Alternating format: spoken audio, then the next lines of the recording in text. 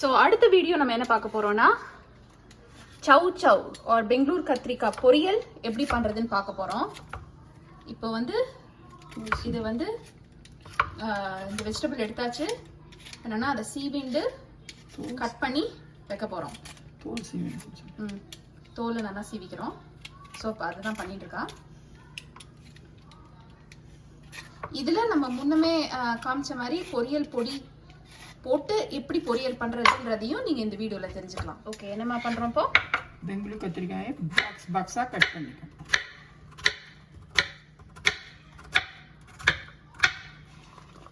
அழகாக பாக்ஸாக கட் பண்ணுறா.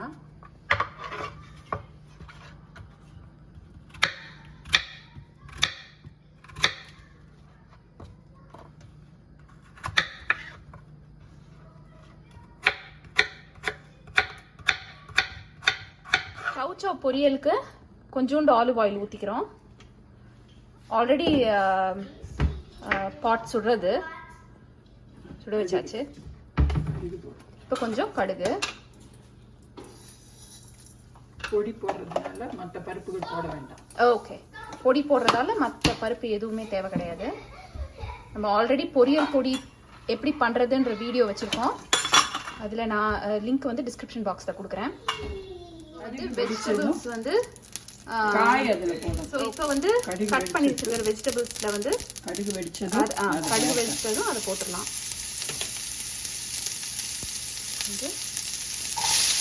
இப்போ போட்டு வதக்கிண்டு போட்டு உப்பு போட்டு மூடி வச்சுக்கணும். தண்ணி விட வேண்டாம். தண்ணி ஏன்னா காய் தண்ணி வச்சுக்கோம். ஓகே, தண்ணி விடாத மூடி வச்சு வேக வச்சா வதக்க தேவையில்லை இல்லையா? வதக்க தேவையில்லை. மூடி வச்சுட்டா வெந்துடும். உப்பு போட்டு மூட. உப்பு தேவை உங்களுக்கு எவ்வளோ வேணுமோ அவ்வளோ கொடுக்கும். தேவையான அளவு உப்பு போட்டு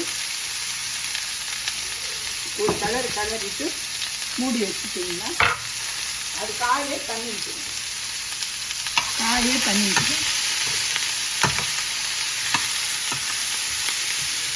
இது மஞ்சள் பொடி எதாவது போடணுமாமா? நான் சில பேர் போடுவா, சில பேர் போட மாட்டேன். நான் போட மாட்டேன். வேணுங்கிற போட்டுக்கலாம். அதனால ஒன்றும் தப்பு கிடையாது.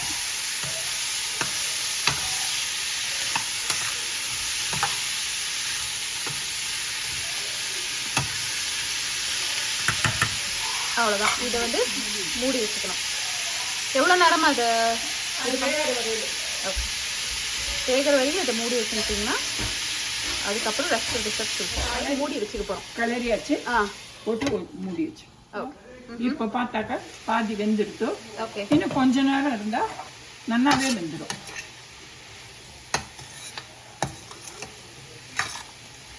ஸோ இப்போ அரைச்ச பொடியை காமிக்கிறோம். இந்த அரைச்ச பொடியை கரமதில் தூவ போகிறோம்.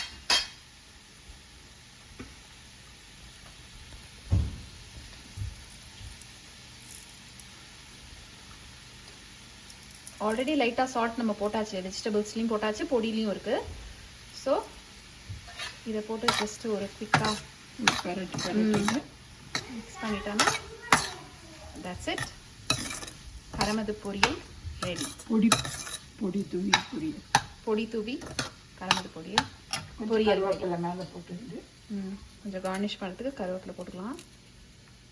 கடைசியில் கொஞ்சோண்டு பெருங்காய பொடி தூவினா சாப்பிட்றச்ச சொல்லு. ஸோ பெருங்காய பொடி போட்டாச்சு. மிக்ஸ் பண்ணிக்கலாம். Tasty, yummy vegetables ready. Thank you for watching.